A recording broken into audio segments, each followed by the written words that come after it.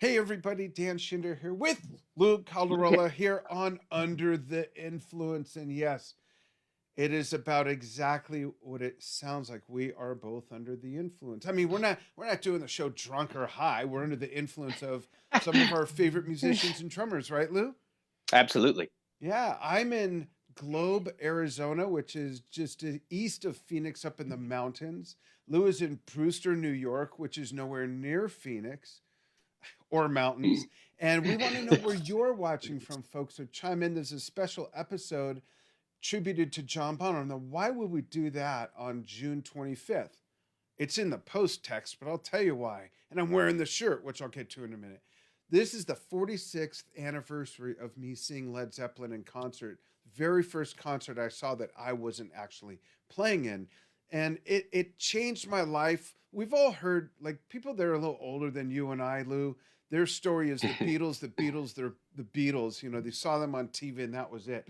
For me, it was Led Zeppelin. I wanted to be an oceanographer, a scientist. There's a reason my first two initials are DR. But I saw Led Zeppelin by like the third song. I went, oh, you mean that could be a career path? And that was that. And the shirt I'm wearing is from, interestingly enough, 3 nights before I saw them at the same venue at the LA Forum. There it is, Inglewood, California. I was born down the street from there, interestingly enough. But June 22nd was also my dad's birthday. So my dad was 37, I was 14, and he took me to see my favorite band, and wow, it just blew my mind. So I started studying his music, John's playing before that, but it never occurred to me to be a professional musician. So from that point on, I started collecting Led Zeppelin bootlegs and have a ton of them. And then a year later, I got in a band which performed at the Drum Talk TV 10-year anniversary celebration show in Las Vegas, May 20th of this year. And we had a guest singer, Chaz West. So the clips I'm showing of what has influenced me about John's playing are from that show. First time that they've been seeing, other than the live broadcast, which was pulled down because we're reimagining a bunch of things, adding a bunch of things. And so I'm excited to share those. And it's funny, we hadn't played in 43 years. Yeah, we hadn't played in 43 years, Lou, except for one night 20 years ago, a surprise party for me, and that was it. And we had never played with Chaz West, our guest singer, not even at the one rehearsal we had the day before, because he had a gig in Hermosa Oh, Beach, okay. California. So A.D. Adams, wonderful drummer, who was also our MC, he can also sing. So he sat in on vocals to give us guide vocals while me and Carl and Rick rehearse. So, folks, what you're going to see is pretty raw and just off the top of our heads, basically from years and years and years of playing the same music. And quite honestly, I played it since then much more frequently than the other guys, except for Chaz. He sings that stuff regularly, but Carl and Rick Yeah. had to kind of relearn stuff. So they did that on their own. We don't live near each other. Carl's in Texas, Rick's in Los Angeles. I'm here in Phoenix, or east of Phoenix. And so it was interesting to see, can we pull this off? And I think we did. I don't know, but Lou's playing is better than mine on these videos Oh, anyway. And yeah, well, you've got some great choices for your three that you picked. So thank you. you're welcome. Why don't you go first and introduce the first piece you want to showcase, and we'll show that. Name Oh, the thanks. piece and the section you're playing and why it's an influence on your playing. Okay, sounds good. I do. I'm going to introduce that, but I do have a follow up on your Oh, introduction too. I have cool. two quick questions for you, and then Sure. I'll get to my first piece, which is going to be, which I'll start it off with a rare track from Coda. But when you went and collected your bootlegs, were you able to get a bootleg of the show you saw? No, but that's a great question. But recently, I within the last year, I found it on YouTube. I didn't Oh, know neat. it existed. There's the famous Seattle one from the same year, from a week or so after I saw them, because it was 2 weeks or so after I saw them that Robert Plant's son died, and then that was that. But there is a famous show in Seattle that's on video. There's the Keith Moon night, which was 2 nights before I saw them. So I Oh, okay. only just recently found that show, which was really cool. And it's And from which June kit did he 25th. play? What's that? Okay. Which kit did he play that night? Oh, he had the chrome kit on the whole tour. Oh, okay, Yeah, cool. yeah, the big chrome kit. It's Oh, funny yeah, when those were my two questions. yeah, when I show my video, I'm playing a green sparkle replica with a 26-inch bass drum. I look like a midget behind that kit. In fact, the timpani drums I used, the legs were not adjustable at all. I couldn't tilt them so they'd be a little shorter. So you could see in one of the shots where it's a bit of a reach for me to make sure I lift my arms high enough, and the hang tom is way up there, and but I was able to do it without hurting myself or without it being uncomfortable. But I'm a short guy. I'm like 5. Well, now that we've got 11 kids and 19 grandkids, I'm down to like 5'7". I think I used to be 6'3" at some point. I don't know. So yeah. Yes. That so coming back with Coda, and folks, we're at episode 9. We've been having a great time doing this. So today we're going to feature a bunch of episode clips, but you're not going to hear those songs that everybody's going to think, hey, when they're doing a Zeppelin tribute, I'm going to hear this and this. We've covered Bonham on, of Right. course, These Dan are and I, deep he's one of cuts. the biggest. Yeah, he's one of our biggest influences. So we mentioned him on a few episodes, of course, already. There's stuff to dig into. Yeah. Yeah, so we went for today for things that are, personally to us a lot of fun, and drum parts that aren't necessarily your most common. So I was always a big fan of the Coda album because we got to hear some things that you didn't normally always know were going to be released, or alternate versions of things. And I Exactly. really like hearing songs, even when they did the remasters a couple years ago. I was excited to get those just to hear anything I hadn't heard before from Led Zeppelin, even if it was like a half a song. I'm good. This is something I've never heard Yeah, before. but we got a lot more than that with Yeah, Coda and some subsequent things, some unreleased stuff, remastered stuff. And I want to exactly. give some shout outs real quick. Brian Cahoon says, "Hi, guys." And I see, oh, Hey, Brian. Joshua VP from Belgium is chiming in. Both super fans, Brian and Joshua says, "Hey, Dog Talk, I mean Drum Dog TV. Cheers from tropical Belgium." Thank Awesome. you for Thanks for checking in chiming in, again. guys. Yeah. So let's get to it. Which clip you want to show first? So I'm going to start off with one that I was able to track down a cool bootleg version of a jammin' song. I always loved Bonham's groove in this, "Wearing and Tearing." I'm sorry, I'm not "Wearing and Tearing." I'm already getting my names messed up. "We're Gonna Groove," Yeah. because that groove that John played, on the recording, it has such feel, It's and those big bouncy. fills. Yeah, it had such a great movement to it, and it was a really great, to me, a real great example of all that power you talk about from Bonham, but all the feel. And it's some drummers are usually the feel guy, some drummers are usually the power guy, and he was one of those few that was able to just put them together so seamlessly, and you have all that feel and flow and groove, but all the power too. So Yeah. "We're Gonna Groove," that intro section that I did here, and this is because it's a bootleg, it's a little different than the recorded track, but I tried to keep it as close to and still follow the bootleg. Yeah, cool. Here you go, folks.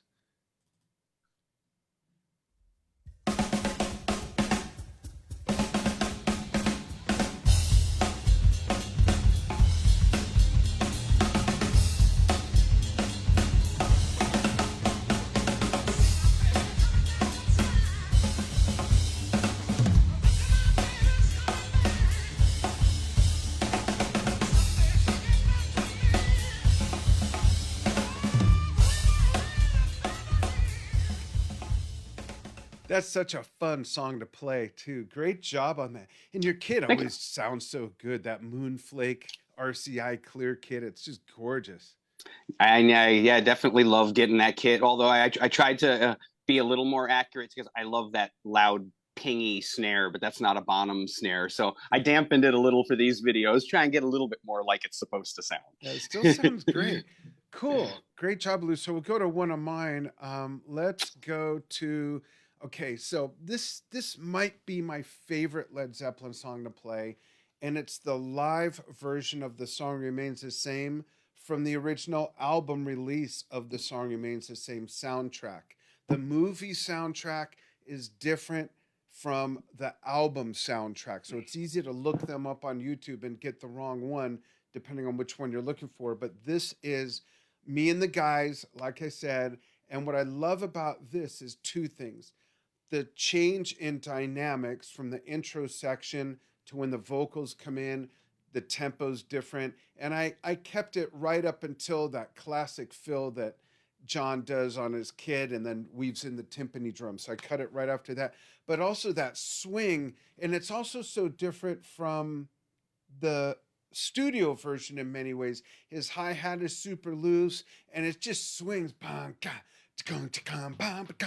I've seen guys play it and they just chop through it four on the floor, and that's not how it's played. The bass drum and the bass guitar, the bass drum and snare and the bass guitar are literally matching each other beat for beat. And then there's some parts of the 12-string guitar, dun, dun, dun, dun, tick, tick, tick, tick, tick, dun, dun, dun, and the drum set is matching what Jimmy's playing. I loved when they did that, the synchronicity between those two or all three instruments. So here's Me with the Guys, first time playing together in 43 years with The Song Remains the Same.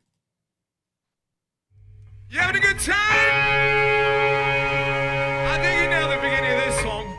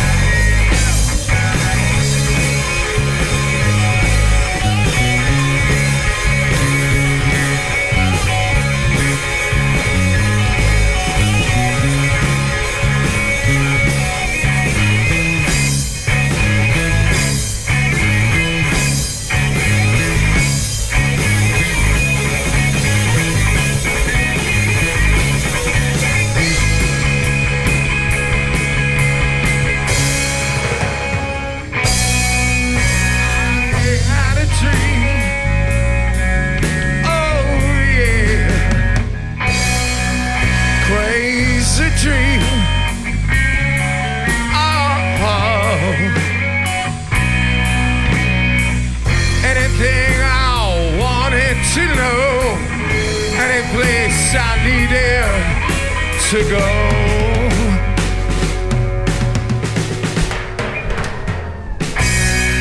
Hear my song. There you go. Great stuff. Great stuff. I love that kit. I have so much fun playing that. Just so much fun. I get goosebumps just hearing it. So there you go. So well done, back guys. To you, Lou. Yeah, thanks. What's your next one? Might as well let's stick with the Coda theme. Ooh. Since we were saying we're going, deeper cuts today. No standards today, folks. So again, for a drummer, if you listen to Coda, most drummers probably know one of the things that caught all of our attention on that album was Bonzo's Montreux. Second solo song, right? I get a couple minutes of mostly just John. I'm in. So, such a great part. Again, so many cool pieces. His feel, his groove, the layering, and even the stuff that Jimmy added. What a cool, fun, percussive, melodic piece there. So I just did the intro sections up to those first 4 segments, and then as the 4th segment kicks in and fades out, that's where all his treatments would start to come in. Right. So I just kind of kept it the solo intro the way most of us drummers, when we dropped that needle on Coda the first time and said, "What's this one sound like?" And this is what I know. This is what we heard. Cool. Let's check it out. Dig it, folks.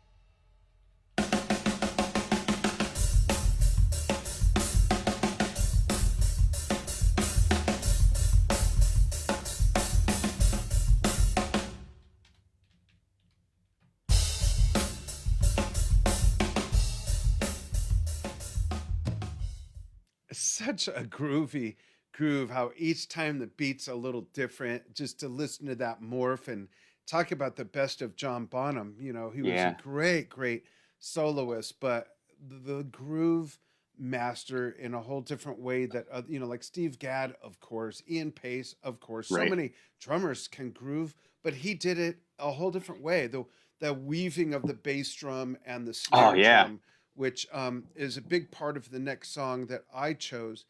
Great job on that, Lou. That's a lot Thank you. of fun. Thank you. Makes me want to go play it now. um, so mine, speaking of the weave that I call it, I think possibly the sexiest song in rock music is this song, the Wonton song. And I just love how the beat weaves and the beat again matches with the bass drum. I'm sorry, with the bass and the guitar are doing. And I included a part that has the guitar solo because the drum set work is very similar to how the solo section of the Rover is. Not that he's playing the same thing, but he's playing the same way with the other instruments. And again, I love that integration, that swing, that groove.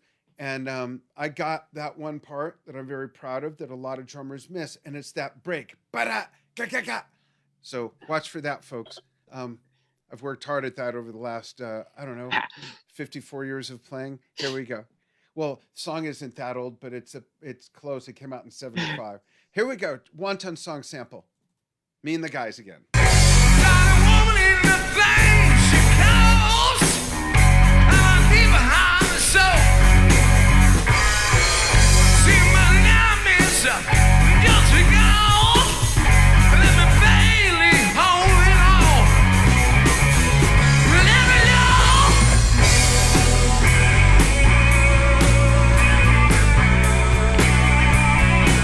Ooh, yeah.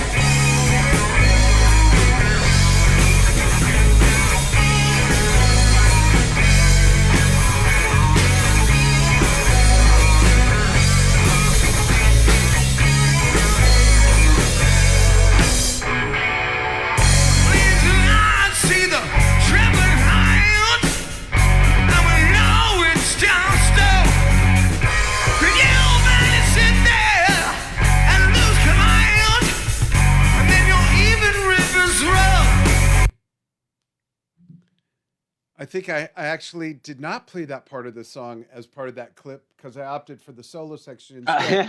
I think it happens right after that. I should have kept it. But here's a little secret about that. If there's a song that you really got to lay into the bass drum, it's that song. We got 2 measures in and my beater broke in half. It was a wood beater and it literally broke in half, but I wasn't going to stop the song. So I'm playing with the flat metal mount that the beater that was inside the beater. And I was so afraid I was going to break the bass drum head. So I had to kind of back off, but still play the song the way it's played, you know? So that was nerve wracking. And when folks, when you see the full song, which comes out this week, actually, you'll see me motion for the first, and it's in that video. It's kind of hard to tell unless you know what's going on. First, I take my left hand stick, I put it on my floor tom, and I'm motioning to the sound booth that I can't hear Chaz in my monitor. Pick up the stick again, keep playing. But before then, you see me just looking down, making a curious look. It's because I noticed that the beater broke off. And then right after the song, they changed the beater for me from another pedal that was off stage. So yeah, it was tenuous moment there from a song that takes a lot of, you know. Right. Great clip. Yeah, the riff sounded awesome. Thanks. Really great job. You and the whole group and all. And, you know, Chaz is so much fun to play. I've been lucky enough to work with Chaz a couple times, not on any Zeppelin stuff, but, you know, our mutual friend, Brian Tishy, was great enough to include me on a couple of his tribute shows, and I get to work behind Chaz as well. What a great guy. Yeah, absolutely. He truly is. So much fun to work with and a great performer too. Yeah. Yeah, cool. What's your third one? Oh, I guess I know. Aha. I've got it in front of me and there's only one left. But Right. tell everybody else. So Now, this other one was Jan and I were talking earlier too. This is a song that always appealed to me right when the album came out. And to some Zeppelin fans, it's a little bit of a more obscure song, but I think the things that really appealed to me about this, it's Carousel from Into the Outdoor. I'm a prog rock guy. It was a long song. It had lots of sections. It went through some movements, so it was Keyboards. kind of yeah, right. It kind of was Zeppelin being a little proggy to Yeah, me. absolutely. Bonham's grooves. I mean, there's those moments where he's just pounding away, but then there's those segments where it's almost like that Purdy groove behind it, and just the different movements. And there's so many things I could say about this song. It's always one of the top of my personal Zeppelin songs. So I had recorded the whole track and was like, I just got to pick a clip. How there's so many parts of this song to pick, so it was hard to decide what to do. But I wanted to include some of his fills section in the latter parts because Yeah. I just love the way he rolled around. Real fairly simple, straightforward fills, but they just sounded so good, and With his tapping feel the behind hi-hat them. through it at the Yeah, same time. I love that. Yeah. exactly. And I'm glad you mentioned that too, because that's something with a lot of my students today. I talk about in a lot of our modern rock, when we're playing on the hi-hat, a lot of younger drummers don't develop that left foot counting. That it's it's Right. almost taken a back seat. Where when I first remember going to my instructor as a kid, one of the first things you learned after your rudiments and your basics was play on the ride cymbal, count time with your left foot, and that's something that you'd want to make sure that is an equal limb, right? You got Yeah. 4 limbs as a drummer, but we practice so much with our hands and bass drum foot. Why not? And folks don't remember, incorporate that other foot too. And Exactly. here was a moment of the song And- where you got all 4 limbs going. Exactly. And before we show it, I want to read some comments. Brian Cahoon said a little earlier after your first piece, "You're a hell of a drummer." Lou, you're a hell of a drummer. Not me. Lou, you're a hell of a drummer. Thanks so much. I appreciate it. Thank you for watching. And my son, Steven, producer Steven Schinder, who, of course, was Steve. at our live show celebration. And the only time he didn't have to work, other than he just made sure the venue had their stuff straight with our accounts to stream it on our channels. Other than that, no work for Steven, which was great. But Steve says it was a feat having everything fall into place for this concert. It really was. There were so many moving parts. And for every song, there was a big screen above us. Like behind me, there's a video wall, an LED wall, but above that was a bigger screen, 15 by 30 feet. And I made a video for each song that played. So there was all that. There were so many other things. But yeah, Steve's right. And Brian says still good shit. And I think he's referring to the lack of bass drum beater. and Jan Gina says bonjour, comment allez-vous? Hope you're doing well, Jan. Thanks for joining us. Or is it Jan? Sorry. And excellent choice with Carousel, says Brian. Here we go. And then I've got a big surprise for my last one. Here we go. Carousel, Lou Calderola.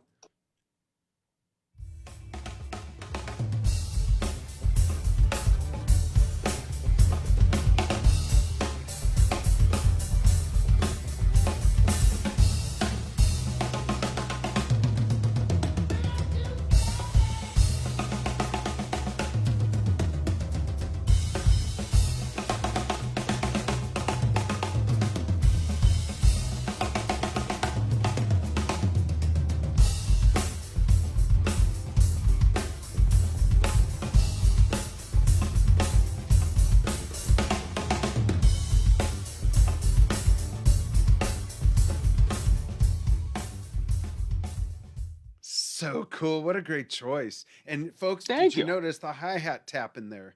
Just like Bonzo did in that song. Yeah. Very cool. So Brian mentioned this, but I didn't say anything about it. Brian listed Nobody's Fault But Mine, and that's my next piece. And Sweet. what I love about this influence, first of all, it's a bit proggy because of the syncopation, and that's the section I chose to show. And it's also a nod to Terraplane Blues. So it's a mix of some really old Southern American black blues music as well as getting a little proggy with the syncopation. And I just F word love this Yeah. song. What a great song. What so many great parts in this song. Yeah. Okay, here we go. Me and the guys again. First time in 43 years playing together.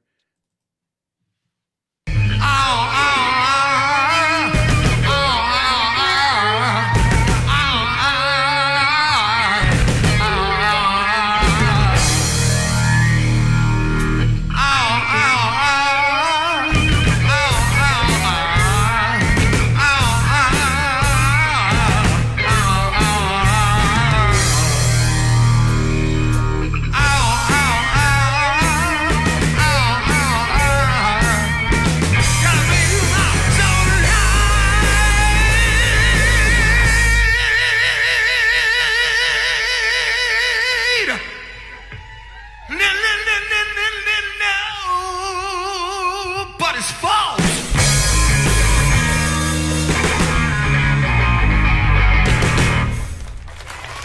Just Thank you. love that song and that So great. That song's awesome. craziness of bum, cha, bum, ba, ba, da, ba, Right? bum, ba. It's just so much fun to play. Nice job. Nice job. How fun Thank was you. that kit to play? That kit was so much fun, and we raffled off that snare drum. Actually, wow.